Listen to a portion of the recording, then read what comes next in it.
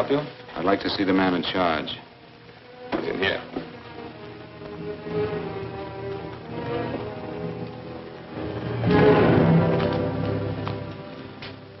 I want to report a murder. Sit down.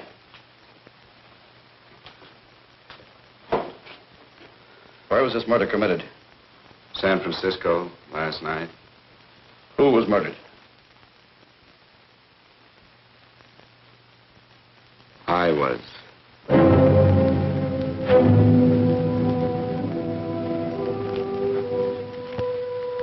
Well, do you want to hear me out or don't you, Captain? I don't have very much time. Your name Bigelow? Frank Bigelow? That's right. Answer the San Francisco APB. Send it direct to Inspector Bannon at Homicide. Tell him we found Frank Bigelow. Go ahead, Mr. Bigelow. Well, this involves some other people, Captain. A number of other people. You tell it any way you like. I live in a little town called Banning out on the desert. It's on the way to Palm Springs. I have a small business there. Paula? Yes, Mr. Bigelow. Get me a copy of Miss Hollison's 48 tax return, will you? Oh, you better get the 47, too. Yes, Mr. Bigelow. I don't think we took any depreciation on that new equipment last year. No, we didn't. I remember you said we could include it all this year. Sure, we can. Hey, Frank. Yeah, well. Peterson says he wants a financial statement before he can give me my loan. Hello, Kitty. I will. Well, I'm leaving for San Francisco today, but I'll be back in about a week. I'll take care of it for you then. Sure is a scorcher, isn't it? Well, I've seen him worse. Well, have a nice time, Frank. Yeah, thanks, Will. Paula, why don't you come down to the place and let me give you another permanent? Makes your hair so much easier to manage in all this heat. I can't afford it right now. Maybe next month. Yeah, here it is. No, we didn't take it. Well, we can do it this year. You work it out any way you think best. Have a nice trip, Frank. Sure, Kitty. See you when I get back. Bon voyage. Why don't you come down anyway, Paula? We'll work out a deal on that permanent. Thanks. Maybe I will. Hello? Oh, hello, Mr. Hawkins. Just a moment. Do you want him to send your ticket over? No, I'll pick it up myself. No, never mind. Mr. Bigelow will pick it up at the station. Bye.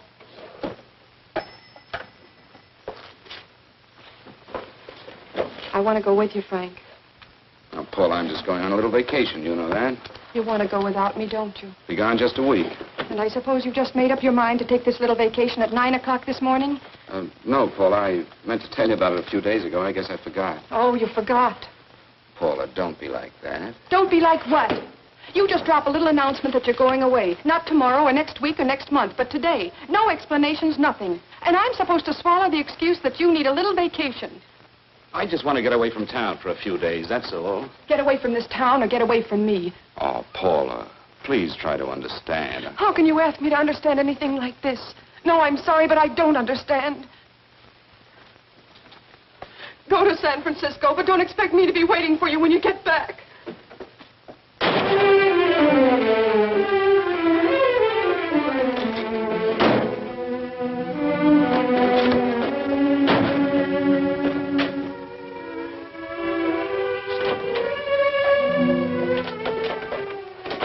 Paula, please, Paula. Come on, turn around, look.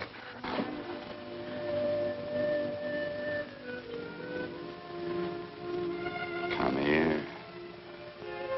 Why do you do this to me, Frank? Why can't you be honest with me? As honest as I am with you? Do you have to go? I have to go, Paula. I know what I'm doing. All right, go. Go anywhere you like. You can go to blazes for all I care. Paula. Paula. Yes, I know. I'm being foolish. Come here.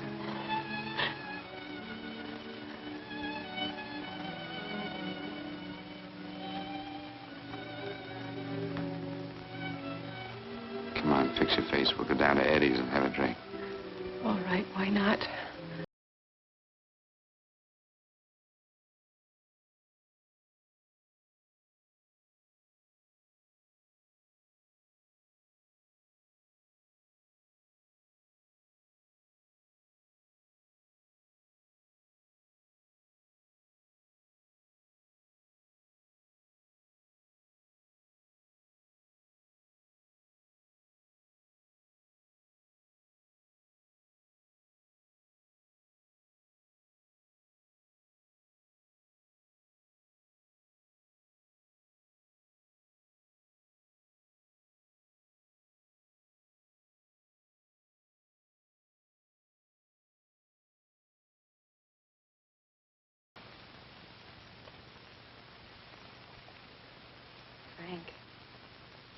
You'll take me with you, won't you? You will, won't you?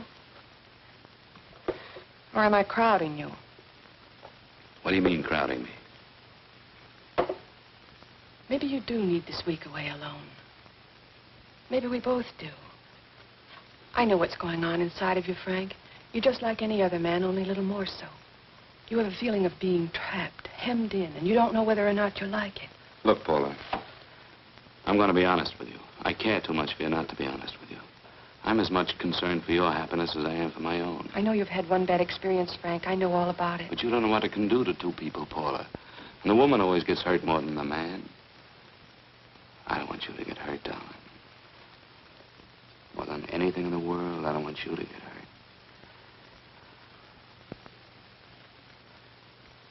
Want to hear some music? All right, Frank.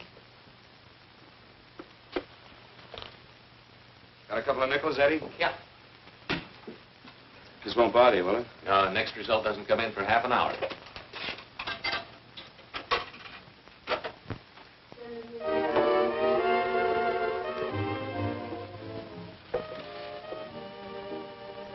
I thought that by now we'd be married.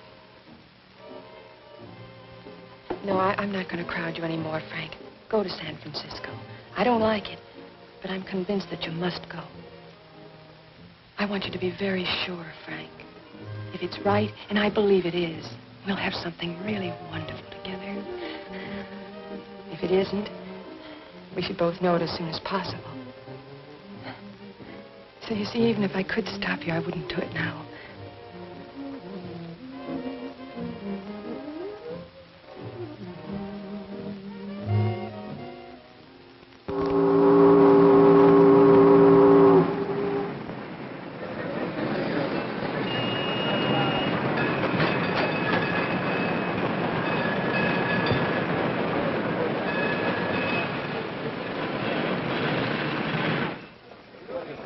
Yes, sir.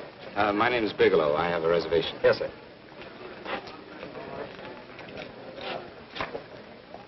Here we are, sir. My name is Bigelow. I have a reservation. I have it, sir. It's a very nice room on the 6th floor, facing the bay. Boy, this might help you enjoy your stay, Mr. Bigelow. It's a little booklet on how to have fun in San Francisco. Oh, thank you. Very welcome, sir. Thank you. Say, is it always like this around here? No, this is market week, and it's the last day, too.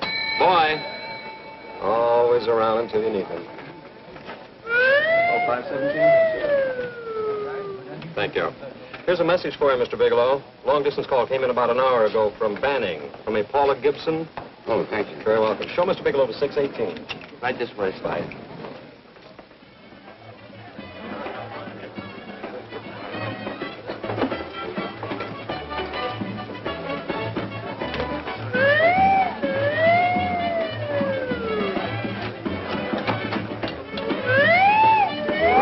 Mr. Bigelow.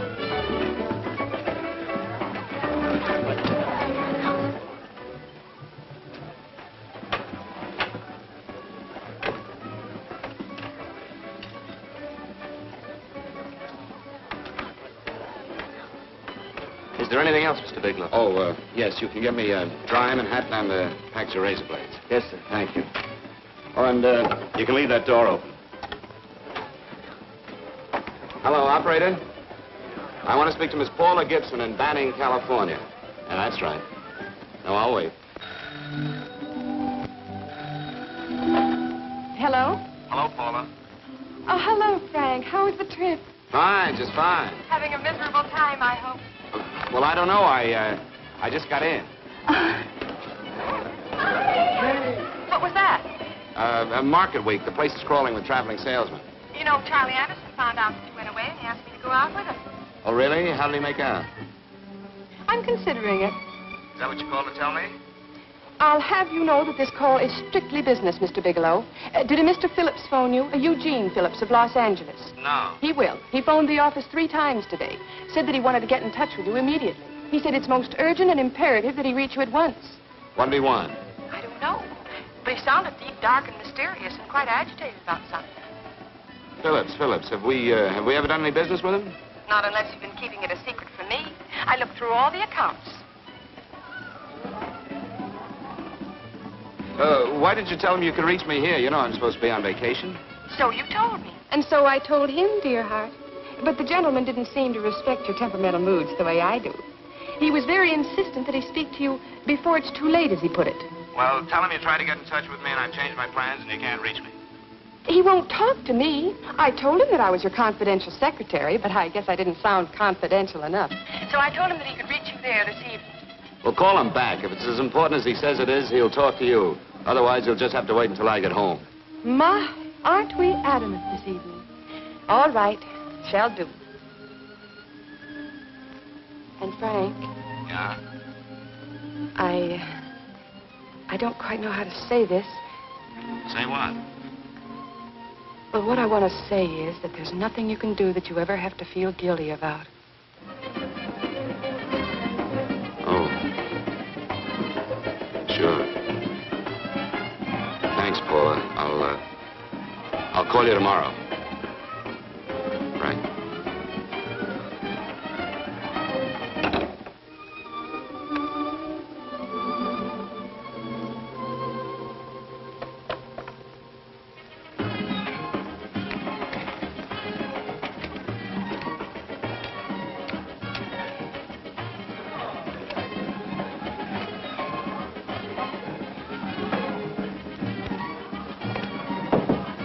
Oh, just put it there, please.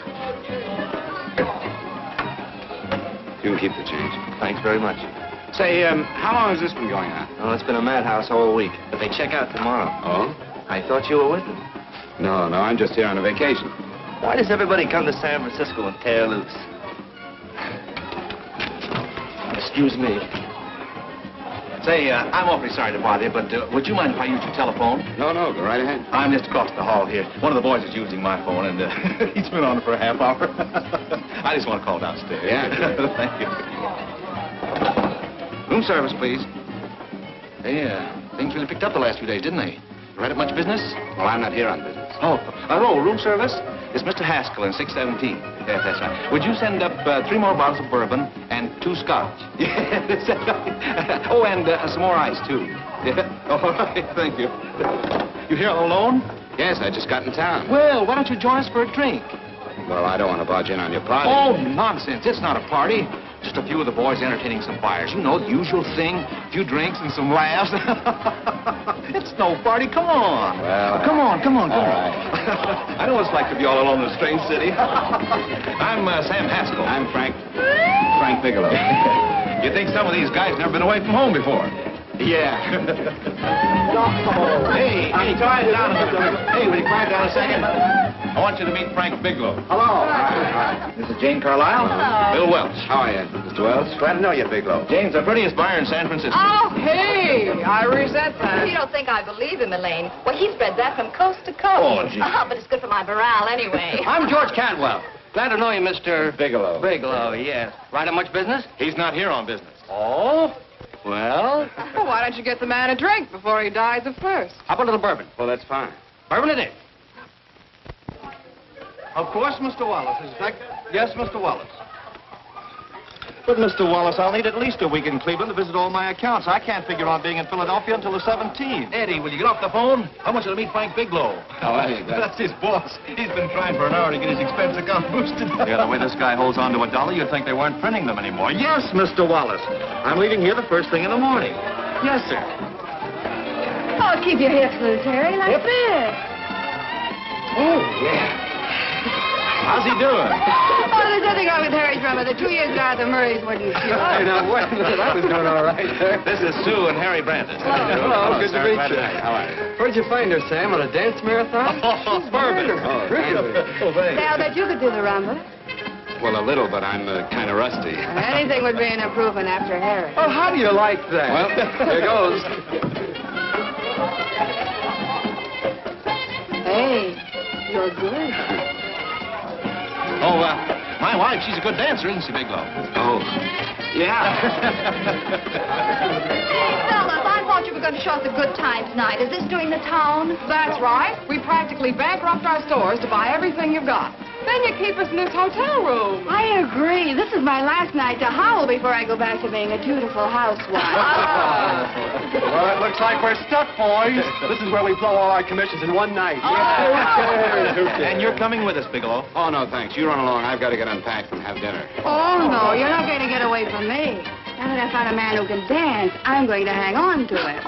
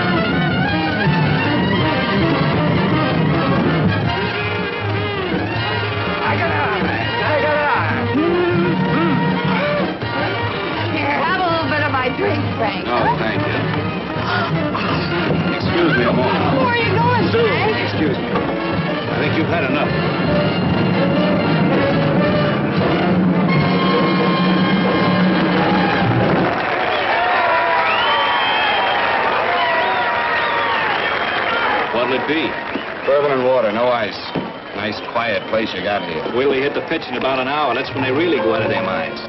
Who's the blonde? Oh, she's one of the chicks that hangs around here. She's jive crazy. Come again? Oh, you ain't hip, pal. Jive crazy means that she goes for this stuff. Just between you and me, I don't get it either, but I gotta listen to it. They're all connoisseurs, music lovers. Me, I like Guy Lombardo. What's the matter with him? Oh, he's flipped. The music's driving him crazy. Come down, Jack. Oh, don't buy me, man. I'm being light. Is the blonde alone? Oh, sure, society. She always comes in alone. Drives a big convertible, wears a mink coat, but knows everybody. But she always comes in alone. Thank you. I wanted to kiss you. I tried to... Give me another blast, Leo. What's your story, Jeannie? Easy.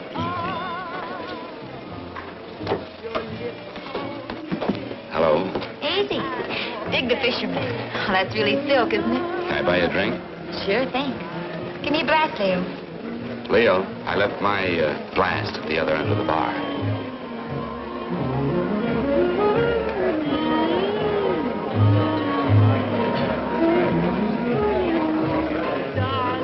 My name is Jeannie. What's yours? Frank? I've never seen you here before, Frank. Well, I've never been here before.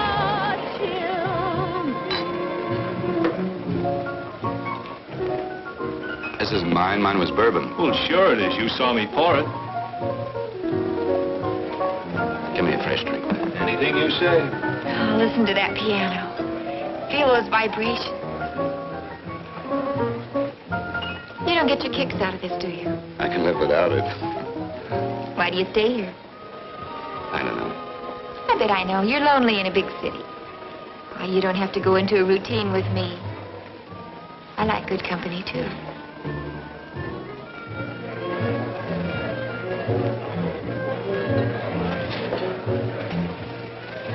Say, there are some people there I want to avoid. Couldn't we get out of here? Let me think about it. Oh, come on. How about going somewhere else, then? Why don't you meet me later? Okay. Where? I tried to forget you, but you whispered, darling, I love. Call me at that number later. It's my next stop. They've got a band there that'll really send you. See you, Jeannie. Easy.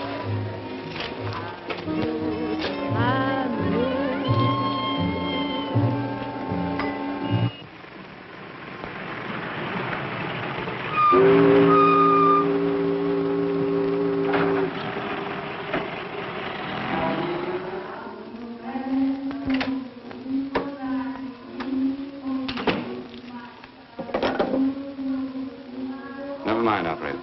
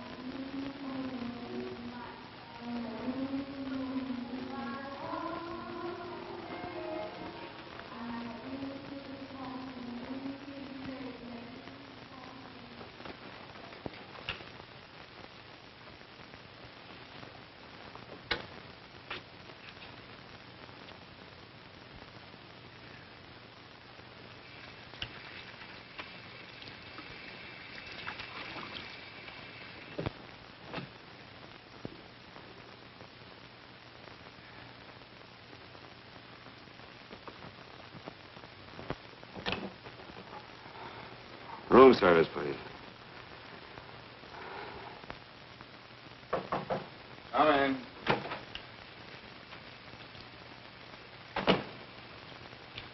Be right with you, waiter. Yes, sir. Rest well, sir? Yeah, sure. May I? Go ahead. It's on there for you. Thank you, sir. Would you like anything else? Oh, thank you, that's all. Waiter. Yes, sir. Take this away. Is there anything wrong, sir? No, just take it away. I don't even want to look at it. Are you all right, sir? Yeah, sure. All right, I just had too big a night, I guess, that's all. Need some fresh air. Of course. Thank you, sir.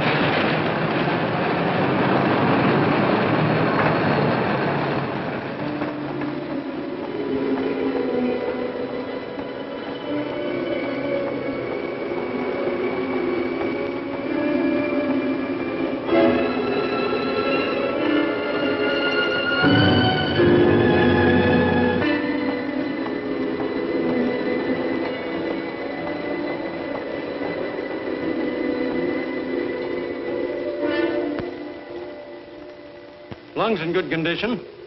Blood pressure normal. Heart fine. Well, it's a good thing everybody isn't like you, Mr. Bigelow. Put us doctors out of business. I'm glad to hear it, Doctor. I was a little worried. Don't let a little bellyache worry you. Could be just the change of climate. Well, it isn't exactly an ache, Doctor. It's kind of hard to describe the feeling. Maybe it was the drinks I had last night. I might have mixed them too much, huh? Let's have another look at that throat. You may finish dressing now, Mr. Bigelow. I want to get the results of those tests we took. Thank you, then.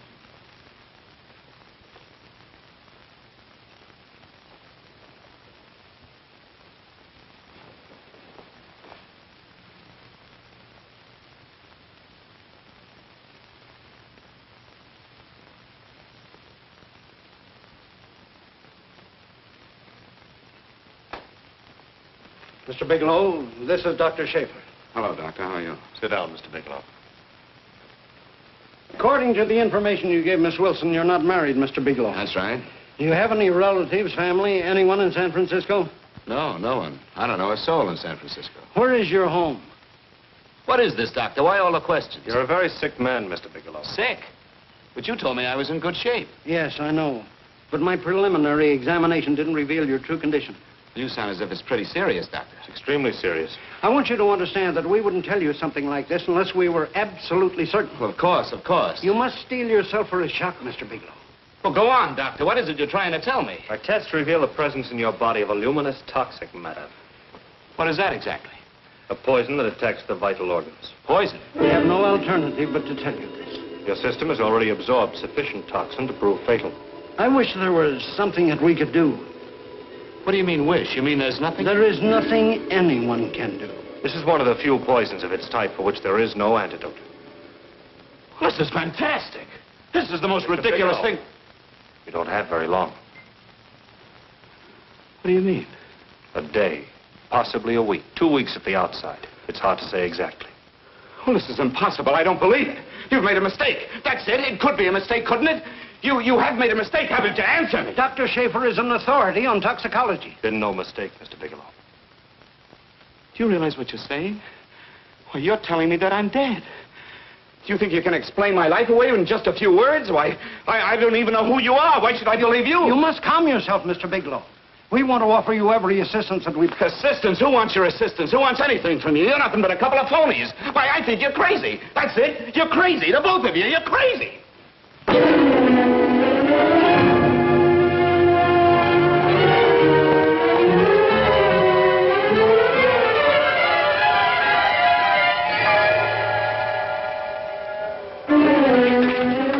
Where's the doctor? You can't come in. Come on, tell me. You have to go through the big before you come Get out of here. here. What's the trouble here? What's the matter with you? Doctor, I want you to examine me for luminous poison. Come right in here.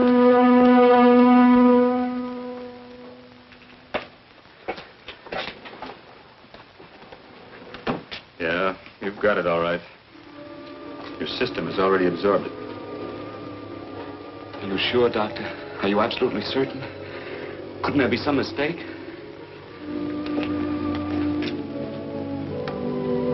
There it is. Toxin is actually luminous in the dark. Now, there's no doubt about it, Bigelow. I don't feel sick. My stomach is just a little bit upset. Maybe it's not as bad as you think, Doctor. That's characteristic. With a heavy jolt, you go suddenly in a matter of hours. But if the stuff is taken in a lesser degree, you last a while, and then...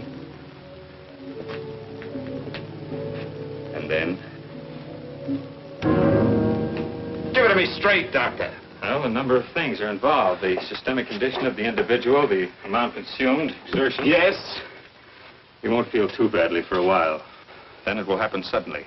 A day, 2 days, a week at the most.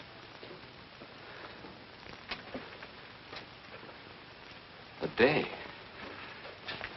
2 days. There's nothing that can be done now. If it had been caught in time, your stomach could have been washed out. But you've had it in you for some time now. For at least 12 hours, haven't you, Bigelow? I don't know.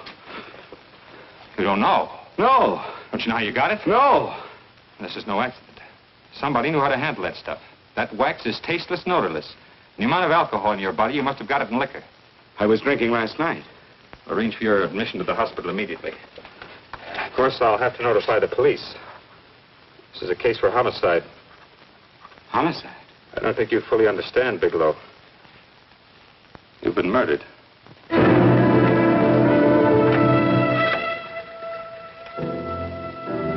Get me police headquarters, please. Homicide Bureau.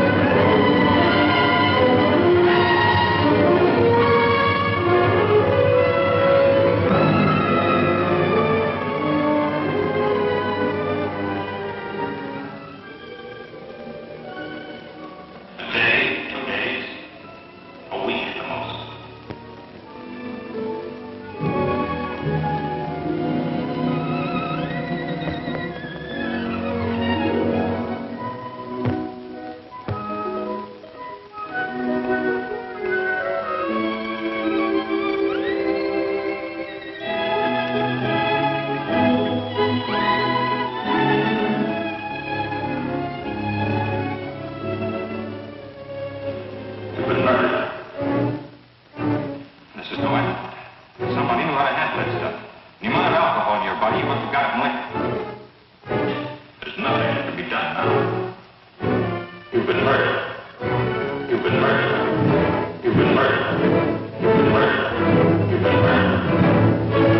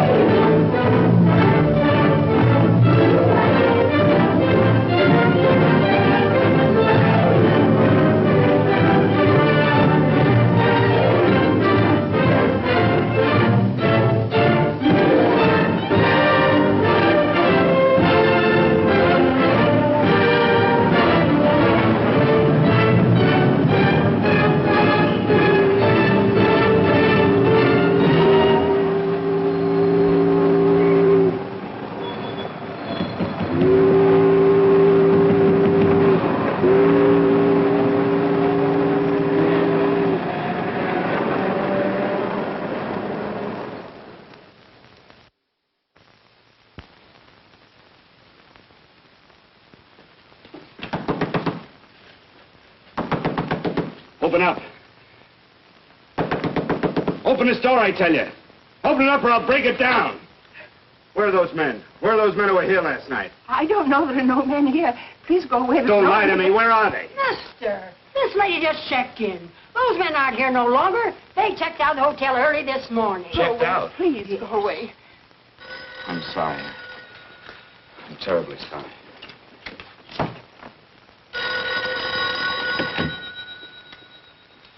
Hello? Please, Mr. Bigelow, my eardrums. Oh, hello, Paula. Your enthusiasm overwhelms me. Why haven't you phoned me, or is there a quota on telephone calls up there? I'm sorry. I've been busy. I'll bet you have. Visiting the museums, no doubt. What's happening up there that's exciting or different? Nothing, not a thing. I'll bet you miss me, but you're too stubborn to admit it. Sure. You know, if you'd like me to come up, I could pack a toothbrush and leave right away. No. Well, you don't have to snap my head off. You could at least make a pretense of missing me. I'm sorry, Paula. Of course I miss you. Listen, Paula, Paula, it's just that I don't feel like talking now. I'll call you later. Don't strain yourself. You phone me sometime when you feel more like talking. Oh, by the way, I called that Mr. Phillips back. Phillips? Yes, you know, the man that tried to reach you. Well, I'm afraid you'll never know why it was so important that he speak to you. His office said he died yesterday. Frank, are you there? Did you hear me? Died? When? Yesterday. So you won't have to bother your little head about him anymore. You can just go ahead and have fun. Paula, what did he die from? Do you know? I suppose he died from whatever people usually die from. Well, didn't they tell you? Don't you know? What are you getting so excited about? You said you didn't even know the man. Listen, where's his office located? What difference does it make? You can't talk to him now. I told you the man's dead. Paula, will you stop talking so much and tell me where his office is? All right. It's the Phillips Importing and Exporting Company, Bradbury Building, Los Angeles. Bradbury Building, Los Angeles. That's right. Say, this is really a switch. Listen, if you want to reach me, I'll be in Los Angeles. Are you out of your mind? I'm sorry, Paula. I've got to hurry. Wait a minute. Where in Los Angeles? The Allison Hotel. Goodbye, Paula.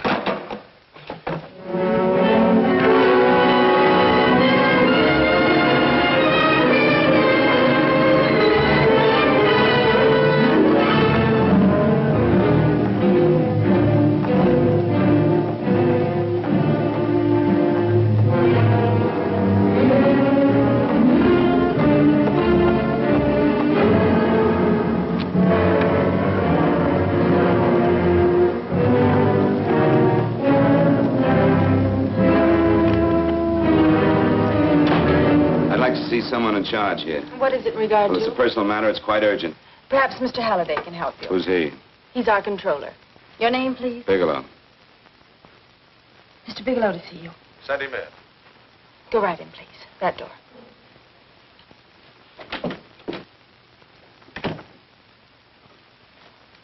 Mr. Bigelow? How are you, Mr. Halliday? What can I do for you? Well, Mr. Phillips phoned my office several times yesterday. I'd like to find out what it's all about. You know Mr. Phillips died yesterday? Yes, I know. Well, I don't understand. If he phoned you, didn't he tell you what it was about? Well, he didn't speak to me. I wasn't in my office at the time, and he wouldn't tell my secretary. Well, I'm afraid I can't be of much help, Mr. Bigelow. I have no idea why Mr. Phillips tried to reach you. I'm sorry you had to make the trip for nothing. How do you know I made a trip? I didn't say anything about making a trip. I merely said he phoned my office. My office could be here in Los Angeles. Miss Forster, Yes? didn't you mention something yesterday about Mr. Phillips speaking with Mr. Bigelow in San Francisco? I said that he had phoned Mr. Bigelow's office in Banning, but that Mr. Bigelow was staying at the St. Francis Hotel in San Francisco. I'm sorry you misunderstood me. Do you know why Mr. Phillips called? No, I don't. All right, thank you, Miss Forster. You can understand that we've been somewhat upset around here. Now, if you don't mind,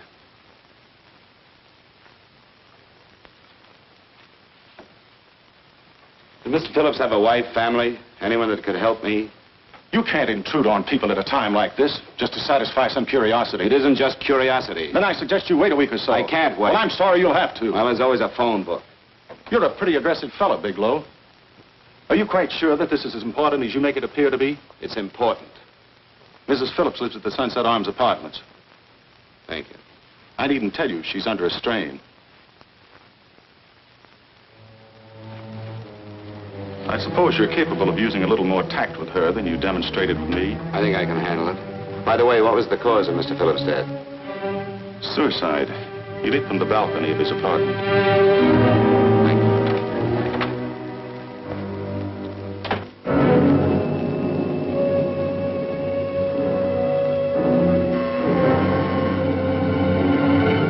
Come in, Mr. Bigelow.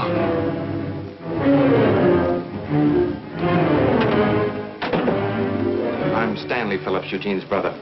Halliday phoned that you were coming.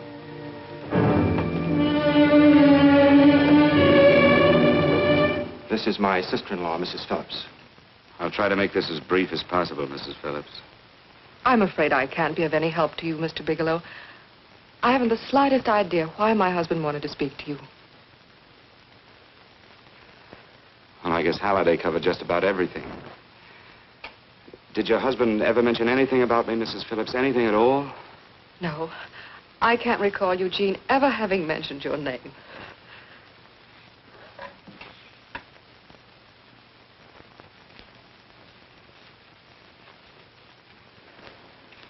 I hate to ask you this, Mrs. Phillips, but it's of vital importance to me.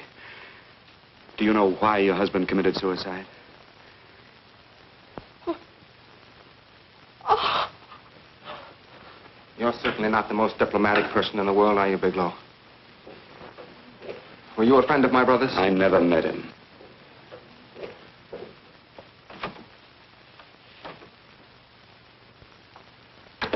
My brother was in a jam, a pretty bad jam. He was arrested 2 days ago. He sold some iridium to a dealer by the name of Majak.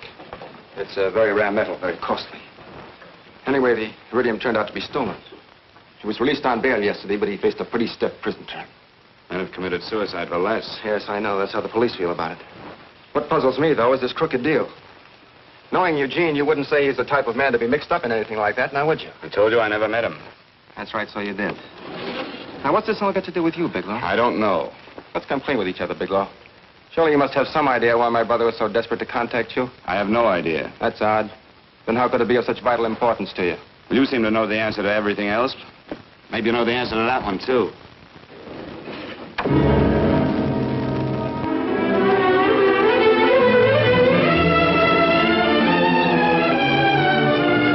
There's a message here for you to call operator 82 at Banning. Oh, thank you. Show Mr. Bigelow to room 821. Say, would you have the operator put this call through to my room right away? I'll take it up there. Thank you. Hello, operator. I'll call you if I need anything. Thank you, sir. Hello, Paula? Well, Sinbad, I'd just about given you up for lost. Do you mind telling me just why you rushed down to Los Angeles? I can't explain it to you just now, Paula. I just can't explain it. What's going on, Frank? You don't even sound like yourself. Well, I'm just a little tired, Paula, that's all. But I miss you. Oh, Frank. I can't tell you how good it is to hear you say that. And here I was worrying that I'd lost my charm. When are you coming home, Frank? Soon, Paula. I'll be home soon. I'll go right out and get myself a permanent so I'll be pretty when you see me. Hey, guess what? I found that Phillips name in your notarial ledger. Notarial ledger? Yes, of all places. I remember now I made the entry myself. You had notarized a paper one morning before I came to work. What kind of paper was it? A bill of sale for a George Reynolds made out to Eugene Phillips of Los Angeles. So you see, I was right. We haven't done any business with Phillips, only indirectly. What was the bill of sale for? A shipment of iridium, whatever that is. Iridium. You mentioned at the time that this fellow Reynolds had made some kind of a deal in Palm Springs, and he stopped in your office early in the morning on his way north to have it notarized. Wait a minute. Wait a minute, George Reynolds. That was about 6 months ago, wasn't it? That's right, 6 months ago. Thanks, Paul. Oh, goodbye. Goodbye. Hello, operator. Get that number back for me.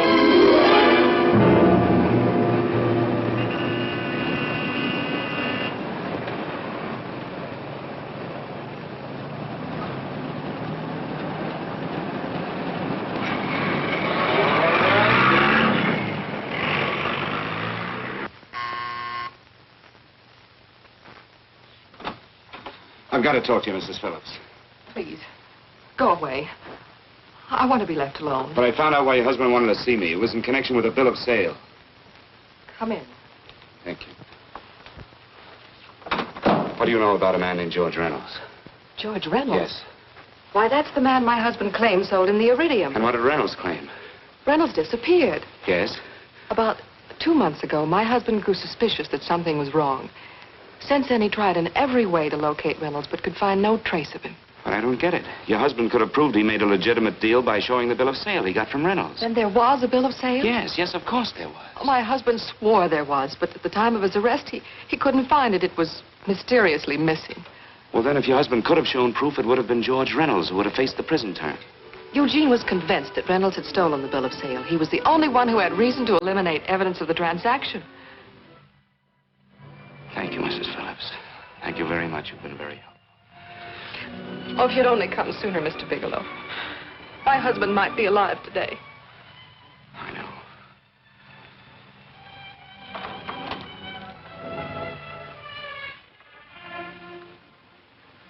The only thing that puzzles me, Miss Phillips, is that you haven't asked how I knew there was a bill of sale.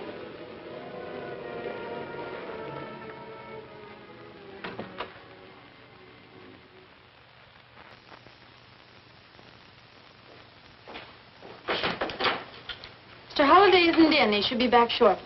I think you're the one who can help me, Miss Foster. Mr. Phillips tried to reach someone else before he called me yesterday, didn't he? Why don't you ask Mr. Halliday? Obviously, Mr. Halliday wasn't here yesterday, or he wouldn't have had to learn from you that Phillips called me. And you're the logical person to know who else Phillips called.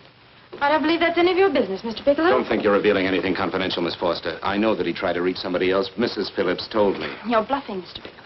I don't know what you're after, but you're trying to trick me. Mrs. Phillips didn't tell you a thing. How do you know that? Mrs. Phillips knows nothing about it. She doesn't. Well, why wouldn't she? Wait a minute. I was talking about George Reynolds. Who did you think I meant? Just who is it that Mrs. Phillips doesn't know I about? told you before, that's none of your business. All right, young lady, I'm going to give it to you straight. Phillips was murdered. Murdered? I don't believe you. He told me because he needed me to clear him. Phillips was innocent. Innocent men don't have to jump out of windows. Murdered? Just who are you trying to protect, Miss Foster? Why are you so afraid to tell the truth? I'm not protecting anybody. I haven't any more to say. All right, young, listen to me. This thing is going to explode wide open. If you've got nothing to hide, you better start talking. Or maybe you are mixed up. No! Well, then, come on. Mr. Phillips called Marla Rakubian. He went to see her yesterday morning. Who's Marla Rakubian? She's a model. She and Mr. Phillips used to be quite friendly, but he hadn't been seeing her for quite some time. Come on. The last couple of months, he'd been trying to locate her and finally learned where she lived yesterday morning. When he returned from seeing her, he was terribly upset and excited. That's when he had me put in the calls for you. When he couldn't reach you, he went home. The last time I saw him alive. Give me Marla Rakubian's address. I don't think Mr. Phillips realized I was aware of his friendship with Marla Rakubian, and out of respect for him, I never intended to tell anybody. I had no idea that she had anything to do with the trouble he was in. I admire your discretion, Miss Foster. You know, you must be pretty friendly with Stanley, Miss Foster. He knew how desperately his brother tried to reach me yesterday, and he wasn't even here at the time. And now you seem to know all about what happened in Mrs. Phillips' apartment.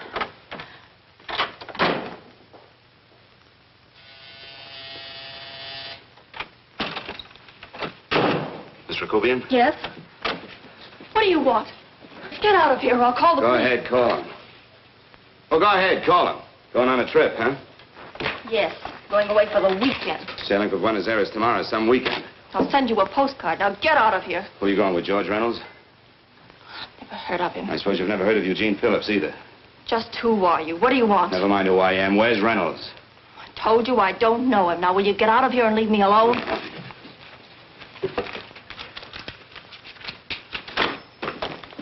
So you never heard of George Reynolds, huh? And don't try to tell me that this isn't him because I've seen him. If you think you can scare me, you're crazy. Look, I know that Phillips came here yesterday. And right after he left, he was pushed out of a 6-story window. Pushed? Phillips committed suicide. Your playmate Reynolds murdered Phillips. Then he went up to San Francisco to get me. Because I knew about a certain bill of sale. I don't know what you're talking about. You're in this right up to your pretty little neck. I'm not mixed up in anything. Get your hands up. Drop that picture on the couch. Turn around. Don't get any ideas because I'm not afraid to use this. Give me your wallet.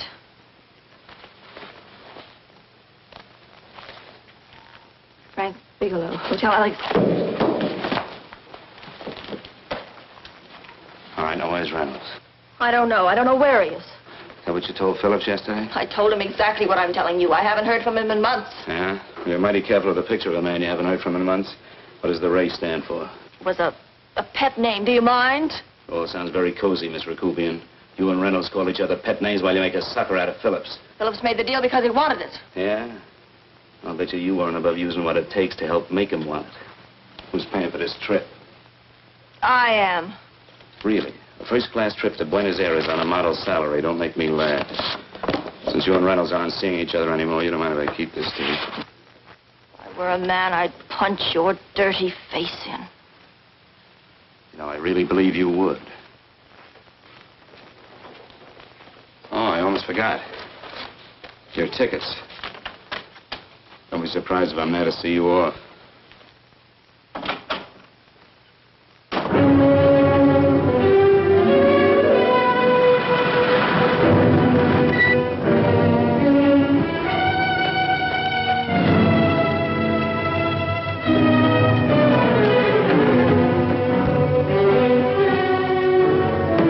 Angelo. Angelo! Oh, Angelo. Do you remember taking this picture of George Reynolds? I take so many pictures, I can't remember them all. This gentleman is a friend of his and would like his address. We have no card on him. I don't think we ought to do that. He's willing to pay $20 for it. That's the paper we used last year. Of course, you understand we usually don't give out the information about our clients. I know, you're a couple of high-class fellas. Thank you. Revealing anything confidential is against the ethics of our establishment. That's right. Honesty is the best policy. Of course. But in your case, inasmuch as you're a personal friend of Mr. Reynolds... Thanks. I knew you'd come through. Got it. Here it is. We don't have his address. He must have called for the picture. But he couldn't have been a very good friend of yours, mister. Because his name is not George Reynolds. It isn't? Well, what is it? It's Huh? Oh. Yeah. It's Raymond Rakubian. Rakubian? What's so unusual about that? The picture's signed Ray, isn't it? Yeah. Yeah.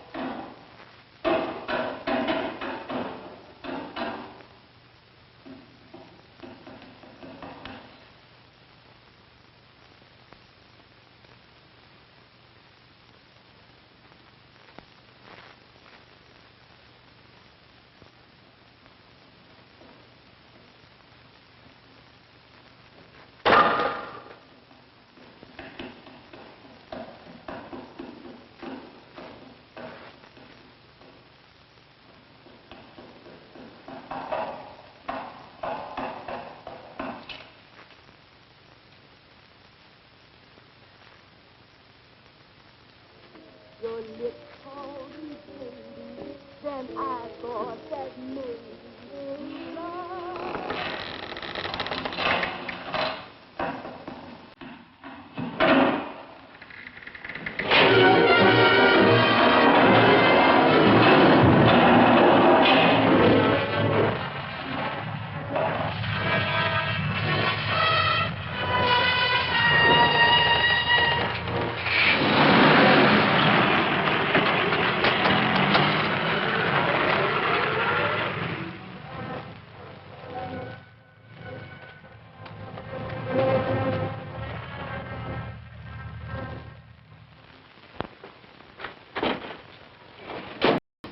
Bigelow, are you all right? Can I get you anything? No, thanks. Do you know this man? No. No, I don't think so. Are you sure you've never seen him? I'm quite sure. Does the name Raymond Rakubian mean anything to you? No, I never heard of him. Why? He also uses the name George Reynolds. This is Reynolds? That's right. Well, where can we find him? That's what I want to know. Tell me something, Halliday. You're the controller here. How come you didn't know about that bill of sale? Phillips made that deal before I came to work here. Yeah, but you still keep records, don't you? For some reason, which is none of my business, Phillips preferred to keep that among his personal papers. Now, does that answer your question?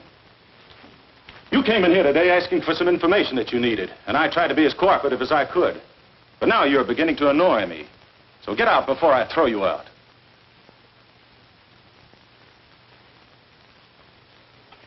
You know, you really frighten me.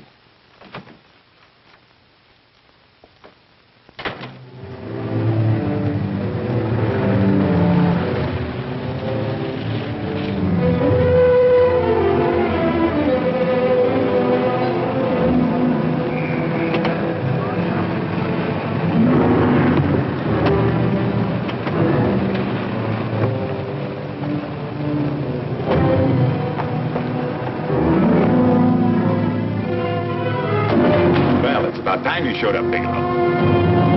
Go ahead, Dave.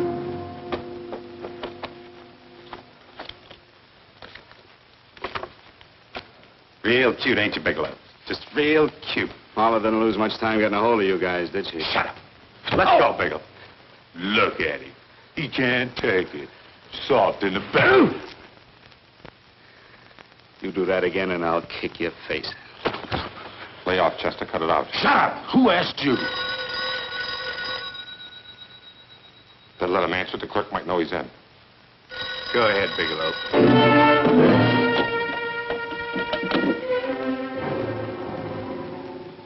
Hello? Frank, why did you hang up on me? I've been trying to get you for hours. I'm sorry, Paula. I was in a hurry. Well, don't be in such a hurry this time. You didn't give me a chance to finish what I had to say. Sit down. I wanted to tell you that McGowan was in hollering his head off because you didn't go over the books. Tell McGowan to get another auditor. Sure, I'll just do that little thing and lose the best paying account we've got. Do as I tell you, Paula. Frank, are you drunk? Paula, how much we got in the bank? About $2,200. Draw it out tomorrow. Sure. Then what do? Skip town without paying our bills? Forget the bills. You know that coat you always wanted? Buy it. You are drunk. You know, if I didn't have such a good character, I'd be tempted to take advantage of your intoxicated state, Mr. Bigelow. I'm not drunk, Paula. Well, then don't tell me that one day away from me can affect you this way. Cut it short. Paula. Yes? I'm sorry I left you. I never realized how much I love you. But I know it now. Oh, Frank, darling, I love you too so very much. Please come home. I miss you terribly. I said cut it short. I'd just love to let you have it, Bigelow. Let's go, Chester. This guy's kept us waiting long enough now. Walk in front of me, Bigelow. And keep your mouth shut. If you so much as look cross-eyed at anybody, I'll blow the back of your skull out.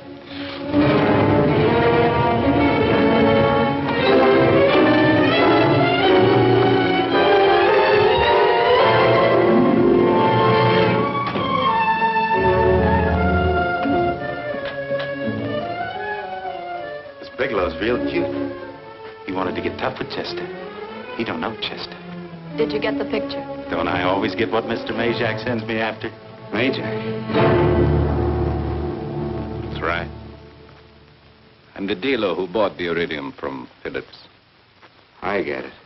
You have Rakubian unload stolen stuff on Phillips with the help of Marla here, and then you buy it back from him. Oh, you certainly made a sucker out of Phillips. What is it, Mr. Bigelow? Exactly what is on your mind? I'm looking for Raymond Rakubian. What? Well, now, Marla here has told you everything else. I'm sure she must have told you that, too. You don't expect me to believe this conversation. So, what is on your mind? I mean, underneath. You forced your way into my affairs, and now I want to know why. I just told you. I'm looking for Raymond Rakubian. Don't get cute. I'm just itching to work you over. Soft in the belly. Can't take it. See what I tell you?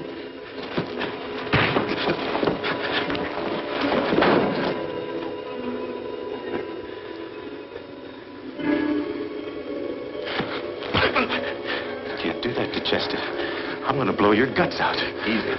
Lay off, Chester, not now. Look at him. He's so scared of Chester, he'd talk now. He's not afraid, Chester. You can tell from a man's eyes when he is afraid. Look at his eyes.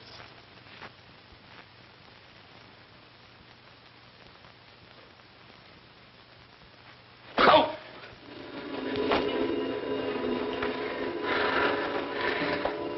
I'm telling you, Majak, you better keep him away from me or he's really going to have to use that gun.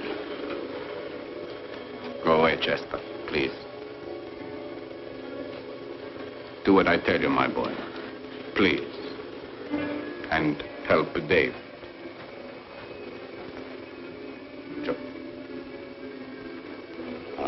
You're in pain.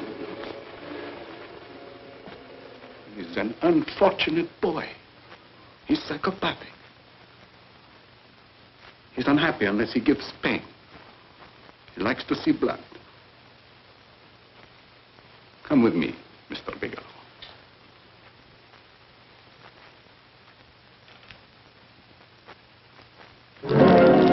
Raymond Rakubian was my nephew. He could not possibly have tried to kill you. He's been dead 5 months.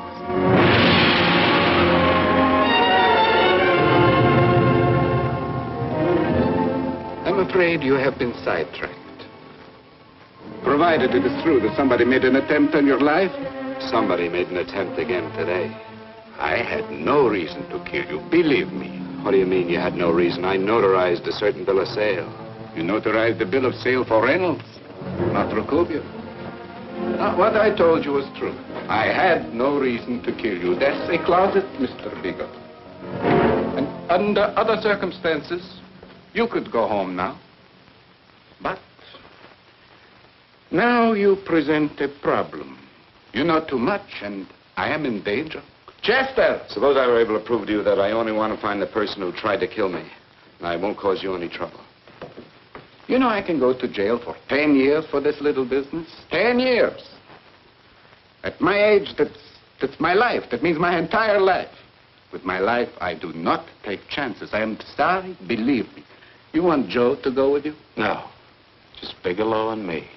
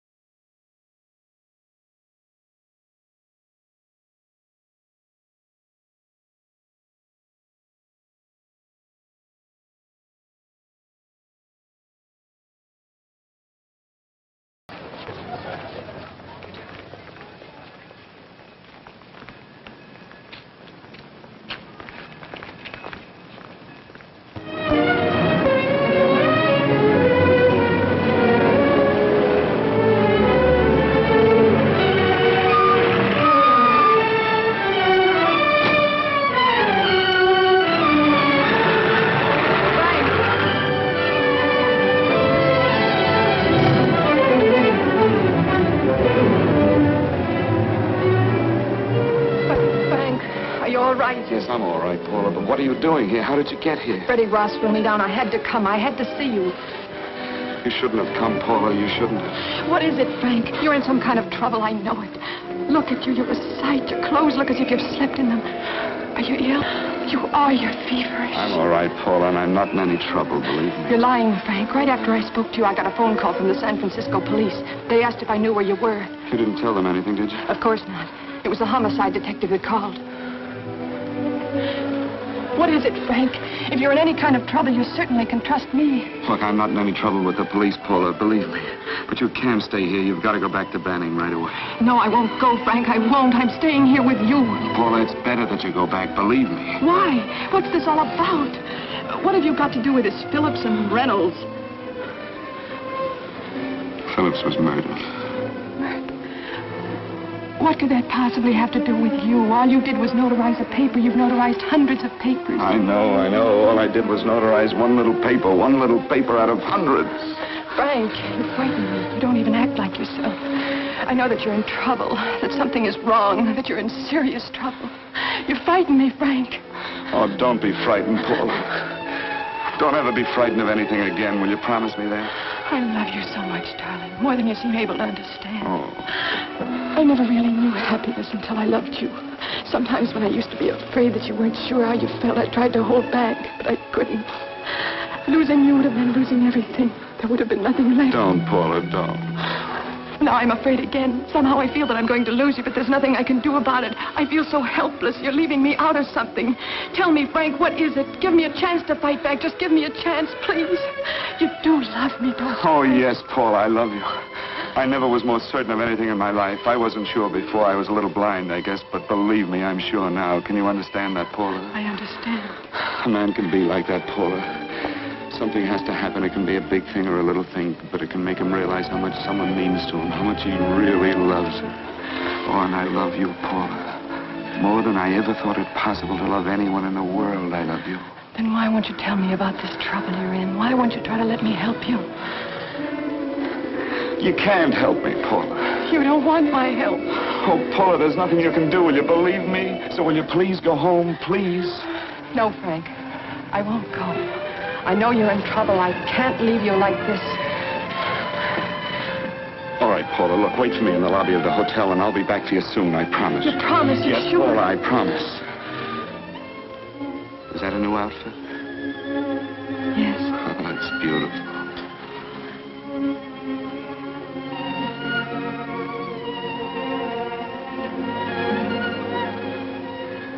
You'll come back to me, won't you, Frank?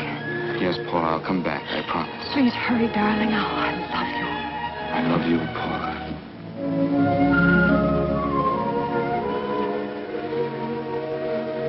Goodbye, Paula.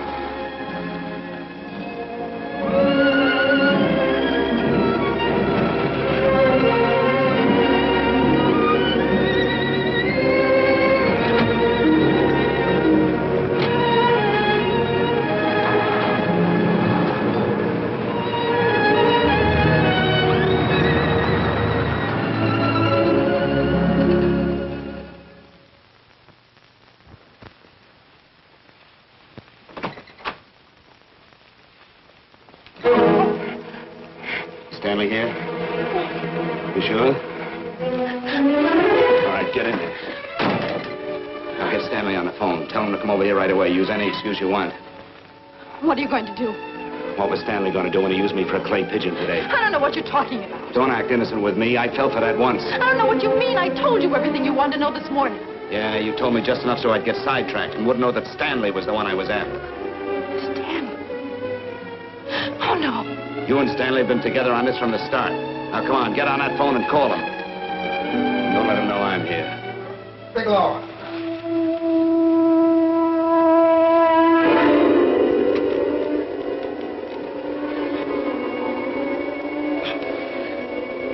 You've been sidetracked, all right. But it was the poor bereaved little widow who did it.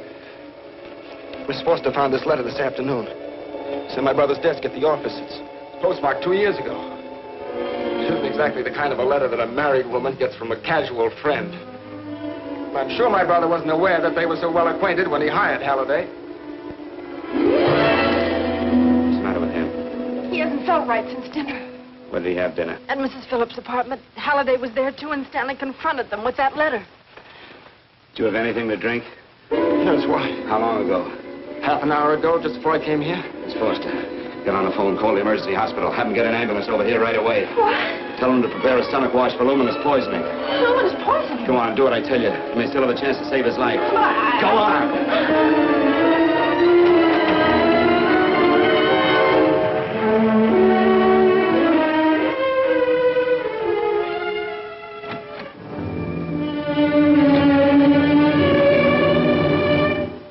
I found George Reynolds, Mrs. Phillips. He's been dead for 5 months. And he didn't steal the bill of sale. No, he didn't. But you could have stolen it. How dare you? You knew who I was when I came here today. But you were surprised to see me alive, weren't you? But I'm not alive, Mrs. Phillips. Sure, I can stand here and talk to you. I can breathe and I can move. But I'm not alive. Because I did take that poison. And nothing can save me. What are you going to do? If I kill you now, I have nothing to lose. No, you've got to listen to me. You've got to give me a chance. But I didn't have a chance. It was Halliday. Believe me, it was Halliday. He made me steal the bill of sale. He planned everything. What about this letter? Your husband knew about you and Halliday. He found it only yesterday. He accused Halliday. They fought, and Halliday pushed him over this balcony. And why me? Why did he want to kill me? Because you could have proved there was a bill of sale, that my husband had no reason to commit suicide. Halliday was desperate. After he killed my husband, he found out about the phone calls to you. He thought you spoke to him, that you knew enough to involve him.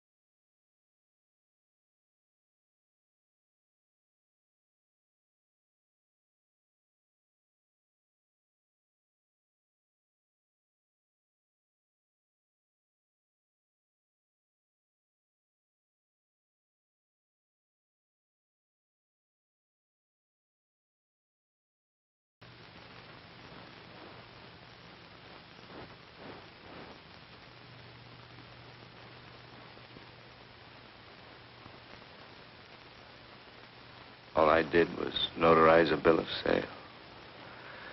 But that piece of paper could have proven that Phillips didn't commit suicide. He was murdered. And that's why Halliday poisoned me.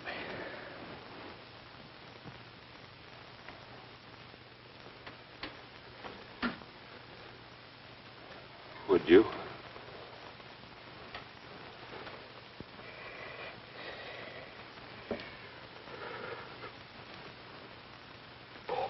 Paula.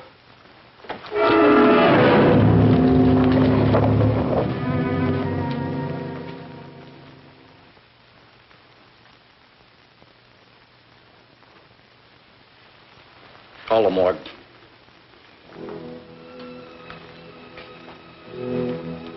Johnson, you go to the Allison Hotel, find Paula Gibson. Don't tell her anything. I'll break it to her.